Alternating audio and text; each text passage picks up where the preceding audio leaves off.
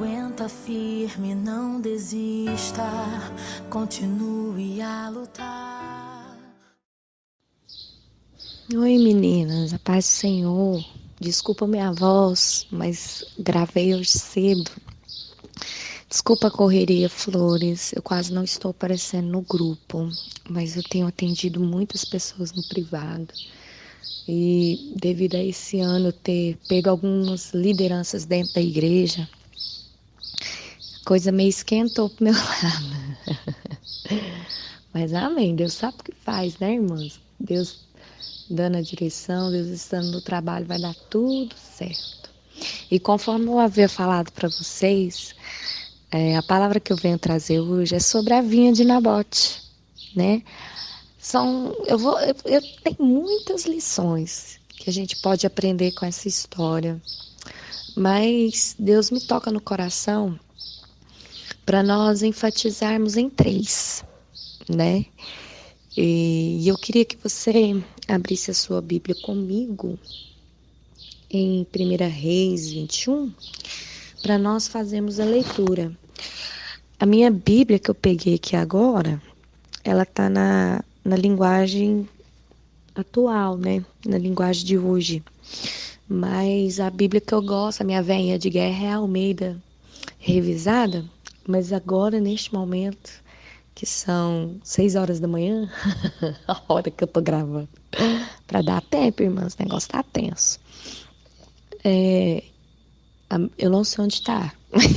Aqui em casa é assim, é Bíblia espalhada por tudo quanto é lado.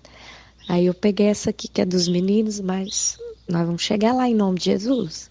Então, às vezes a minha tá meio diferente da sua, então não assusta não. É porque a minha tá na linguagem de hoje, tá?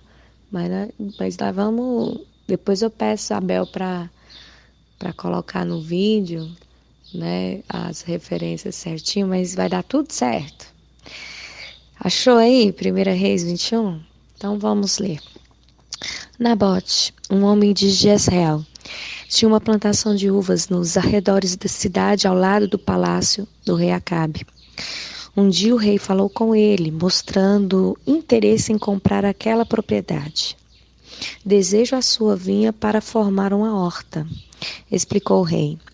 Já que fica ao lado do palácio, em troca eu lhe darei uma vinha melhor, ou se for do seu agrado, eu lhe pagarei um preço justo por ela. Nabote, porém, respondeu ao Senhor: Me proíba de dar essa terra. Não, Nabote respondeu, Nabote respondeu: o Senhor, ou seja, Deus, me proíbe de dar essa terra que é a herança dos meus pais. Então Acabe voltou ao palácio aborrecido e com muita raiva, porque Nabote de Jezreel lhe havia dito: Não darei a herança dos meus pais. Ele não quis saber de comer, foi deitar e virou o rosto para a parede. O que está acontecendo com você? Perguntou a sua esposa Jezabel. Por que você não se alimenta? O que deixou você assim tão aborrecido? Pedi a Nabote que me vendesse a sua plantação de uvas, ou que trocasse por uma terra, e ele não quis fazer o negócio. Acabe disse a ela: Afinal de contas, você é ou não é rei de Israel? Perguntou Jezabel. Levanta-se, coma e não se preocupe com isso. Eu vou conseguir a plantação de uvas de Nabote, de Jezreel. Então ela escreveu algumas cartas em nome de Acabe, selou as cartas com o selo real e mandou às autoridades de Jezreel onde Nabote morava. Na carta ela escreveu: Reúna os moradores da cidade e denuncie um dia de jejum e anuncie um dia de jejum e oração. Depois façam com que Nabote compareça num lugar de destaque entre o povo e encontrem 2 homens vadios que o acusem de amaldiçoar Deus e o rei. Depois levem Nabote para fora e o matem a pedras. Os anciões da cidade de Nabote e outros líderes fizeram conforme as instruções da rainha. Peraí. Oficializaram o jejum e colocaram Nabote para sentar em um lugar de destaque no meio do povo. Então 2 homens de mau caráter acusaram Nabote diante o povo, dizendo: Nabote amaldiçoou Deus e o rei. Ele foi arrastado para fora da cidade e apedrejado até morrer. Os anciãos da cidade e outros líderes mandaram dizer a Jezabel: Nabote foi apedrejado e está morto. Quando Jezabel ouviu a notícia de que Nabote havia sido apedrejado até morrer, disse a Acabe: Lembra-te daquela plantação de uvas de que Nabote não quis vender a você? Bem, você pode ficar com ela agora. Ele está morto. Quando Acabe ouviu que Nabote estava morto, desceu para tomar posse daquela plantação de uvas. Eu não sei se vocês entenderam a história, mas o que acontece é que Jezabel, ela arma um plano para herdar algo que não era dela, para herdar algo que legitimamente era de alguém. Será que essa história não parece um pouco com a minha, a sua vida, não? Qual foi a vinha que nos foi roubada? O que o inimigo armou, intentou e acabou tomando posse de algo que não era dele? Foi seu casamento? Foi seu filho? Foi seu emprego? É assim que o inimigo age. Uma história que deve ter, no mínimo, uns 4.000 anos. Vamos colocar aí 4.000 anos. Ou mais. E ele age sempre do mesmo jeito. Mas vamos estudar como é que esse plano arquitetou. Você vê que não há, primeiramente, esse contato de morte. Primeiro há uma proposta. E o diabo, ele rodeia-nos com propostas. E a forma que ele tem de tentar-nos é querer que a gente imagine que o que ele tem é melhor do que aquilo que nós possuímos. Se não é comigo, se não é com você, é com o elo mais fraco, é com o nosso marido. Quem foi que fez uma troca? Trocou uma vinha que era do lado do palácio, que era do lado do rei, e acabou indo para outra vinha. Às vezes, minhas irmãs, a gente subestima o diabo. A gente não vê que o diabo está de olho em algo muito precioso. A gente pensa que o diabo, ele não está nem aí para a gente. A gente dá tão pouco valor ao que Deus nos dá, como casamento, como família, como filhos, como marido. A gente dá tão pouco valor porque a gente nunca imagina que o diabo quer aquilo que é nosso. A gente meio que fala assim, mas para que o diabo vai fazer isso? Olha para você ver no texto. Olha que interessante. Nabote, ele não queria a vinha Acabe não queria a vinha de Nabote. Não. Ele queria transformar a vinha do Nabote em horta. Você sabe o que quer dizer isso? Deixa eu te falar uma coisa. Uma vinha, ela é passada de geração a geração. Sabia disso? Quando você planta os pés de uvas que você mantém aquilo, seus filhos, seus netos poderão tomar conta daquela mesma plantação. Isso nos remete eternidade, não é verdade? Pensa você ter algo que vai ser passado de você para os seus filhos e depois para os filhos dos seus filhos. A vinha é assim. Há pé de uvas que duram aí, produzindo 20 anos. E a uva, ela dá muita muda, muita ramificação, né? Então, assim, ela alastra demais. Então, acaba que um pé nasce outro pé e fica, né? Agora, você imagina, ele ia pegar aquilo que era eterno e destruir, porque a horta, ela é temporária. Se você planta uma horta, ela deu a sua safra aqui agora, geralmente, por exemplo, vamos pegar aí cenoura, batatas, mandioca, né? Elas são temporárias. Você arrancou elas ali, acabou. Você vai ter que plantar de novo. Você vai ter que cavar de novo, você vai ter que semear de novo, tudo de novo. Enquanto a vinha, você semeia aqui, você planta. Não, aí depois é só colher, ela só vai te dar fruto.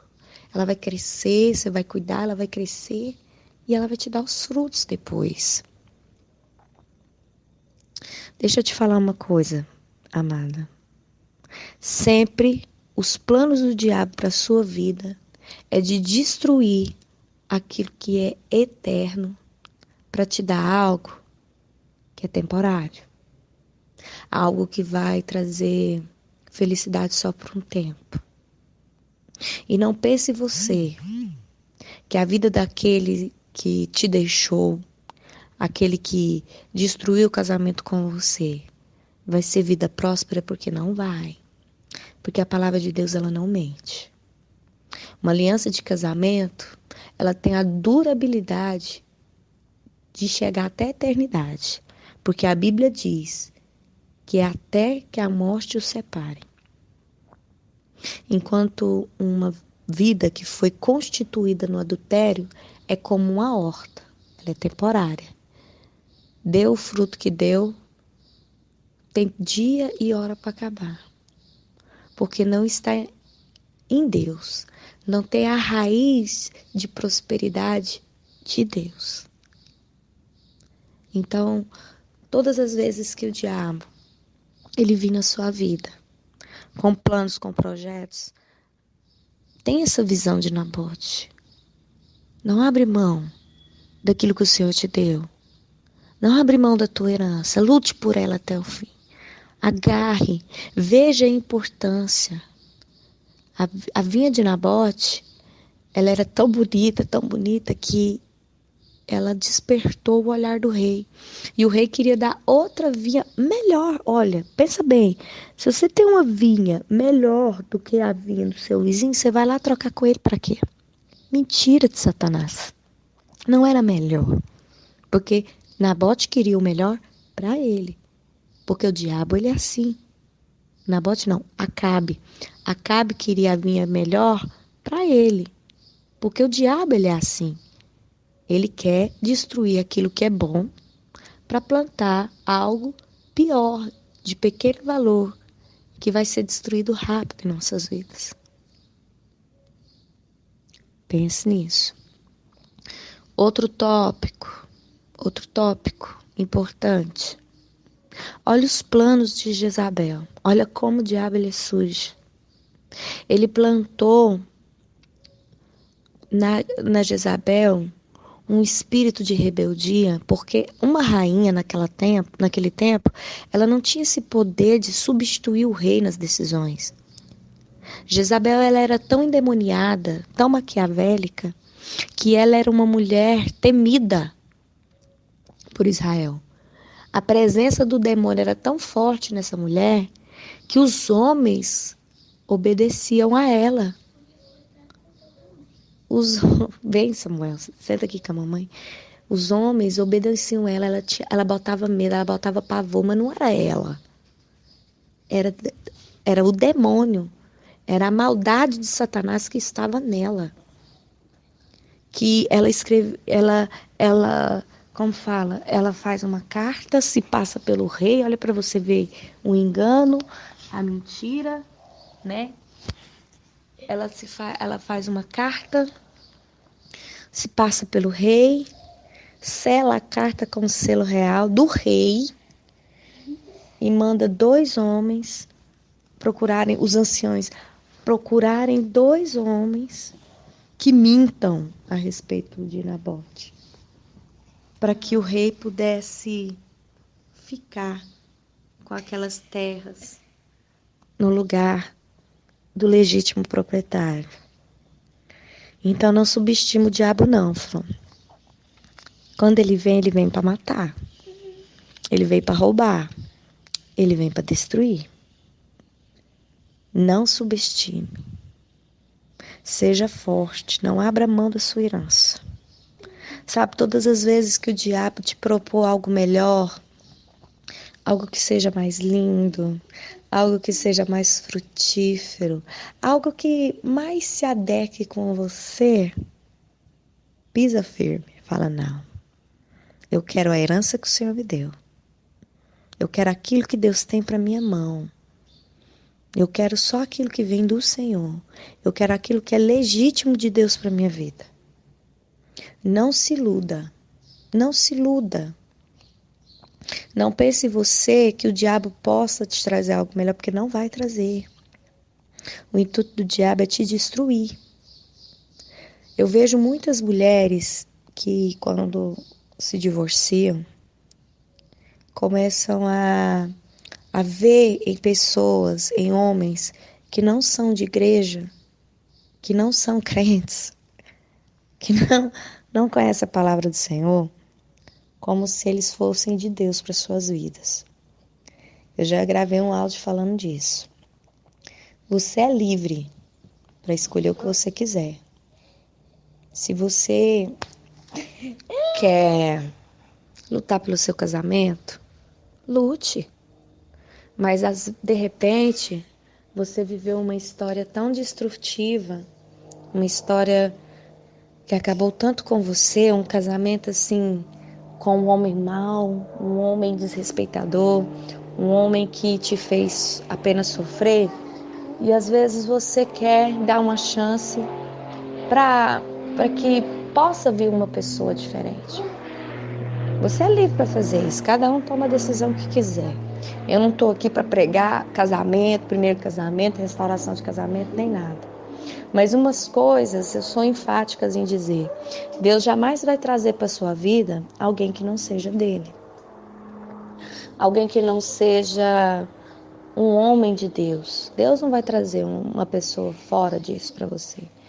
Deus, ele não vai plantar uma pessoa do mundo na sua vida, justamente porque ele quer conservar a sua vida, ele quer conservar a palavra dele na sua vida, ele quer te manter nos caminhos dele.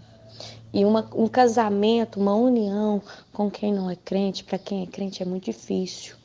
Vai pesquisar aí com uma mulher que virou crente depois que casou e tem um marido ímpio. Não é fácil, é difícil. E Deus jamais ele quer isso para você. Então, se você já está começando a se relacionar, se você está começando a olhar para fora dos muros e está começando a achar filisteu bênção para você, amorreus bênção para você, esquece.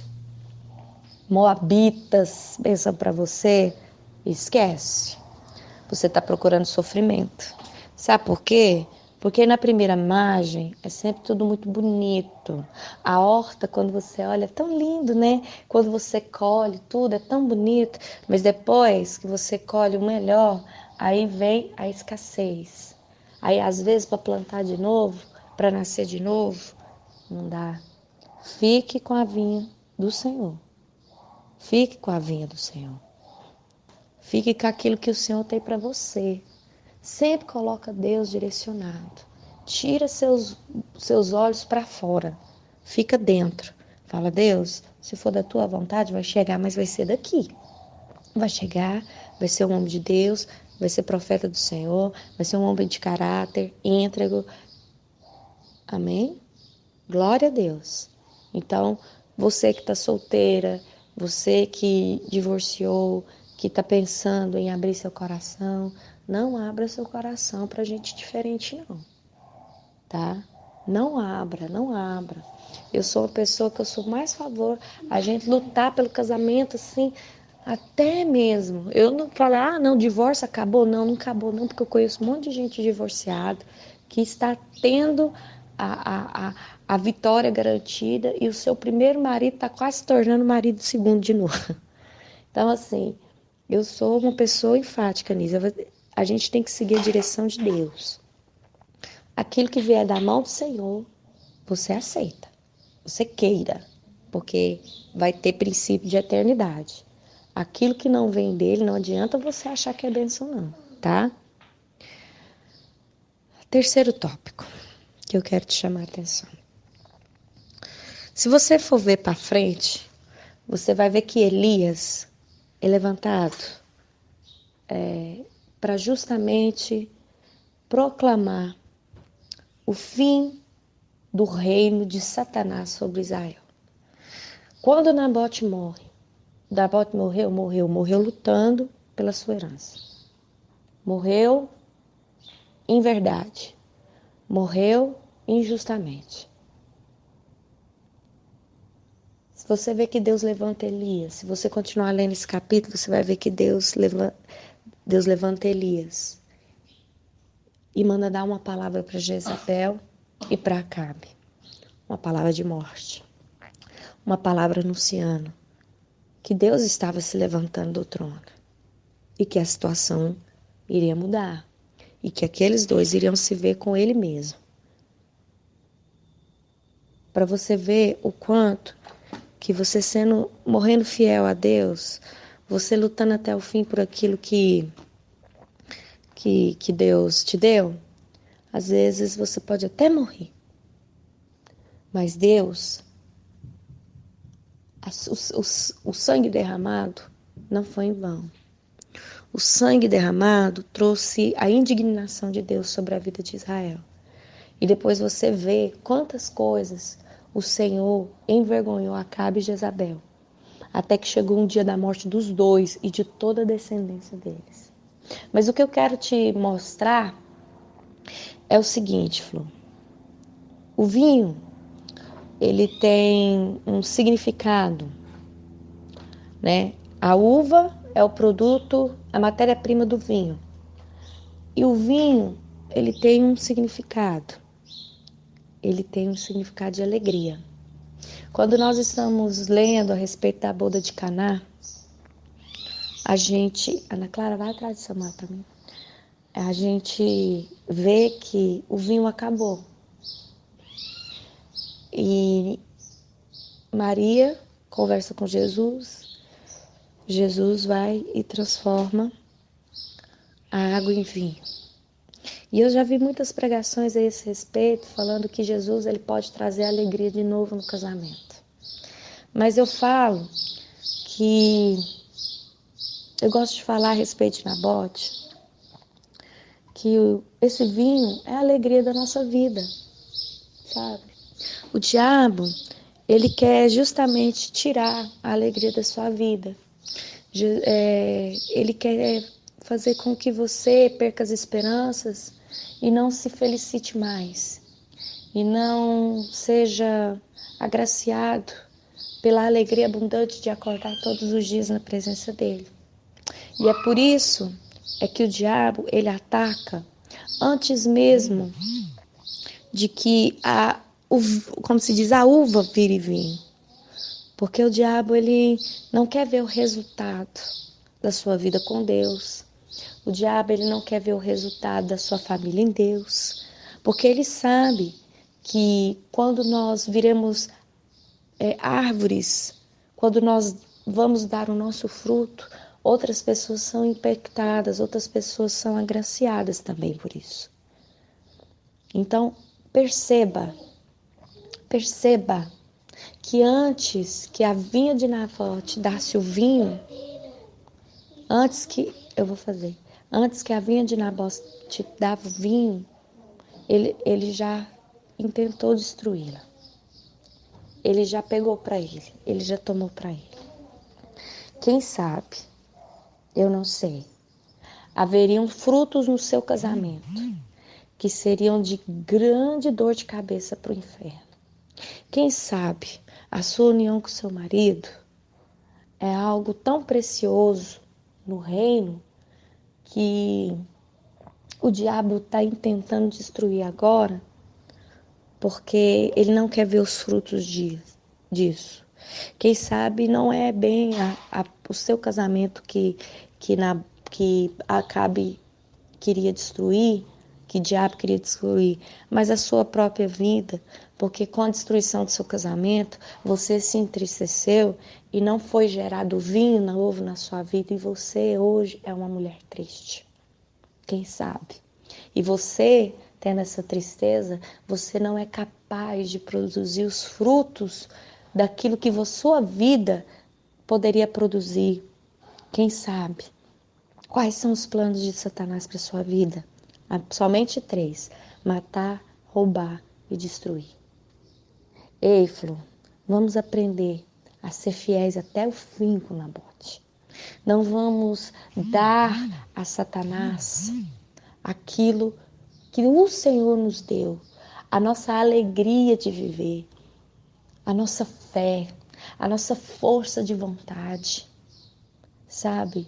Vamos continuar orando, vamos continuar crendo, vamos continuar invocando a vontade do Senhor sobre as nossas vidas, vamos colocar os maridos de todas vocês nos joelhos, os filhos de todos vocês debaixo do joelho, vamos proclamar a nossa herança, vamos proclamar que não vamos soltar a mão daqueles que se perderam, mas nós vamos orar em nome do Senhor Jesus e algo o Senhor vai fazer. Você pode ter certeza disso, porque eu tenho certeza, sabe? Nabote, ele foi para o meio daquele lugar, foi apedrejado até a morte. Mas eu tenho certeza que este homem sabia da fidelidade dele com Deus. E ele sabia para onde que ele ia. Ele sabia que a justiça de Deus seria feita. Ele era fiel.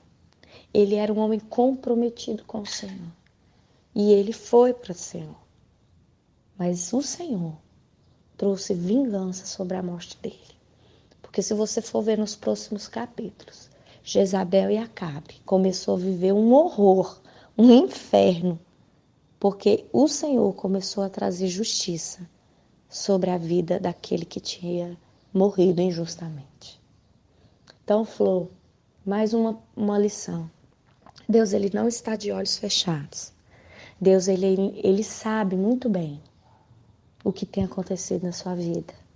Não pense você que ele está dormindo, que ele está desatento, porque ele não está. O Senhor, ele está com os olhos fitos em você. O Senhor, ele está vendo toda a situação do alto. E no momento certo, ele vai levantar aquele que trará toda a justiça. E o nome dele é Jesus Cristo. E Jesus Cristo vai entrar na sua vida e vai começar a fazer todo o mover, assim como foi feito no tempo de Elias. Assim como foi feito no tempo de Elias. O Senhor vai começar a mostrar que é Deus na sua vida. Amém? Tenha um dia abençoado. It started out as a feeling, which then grew into a hope, which then turned into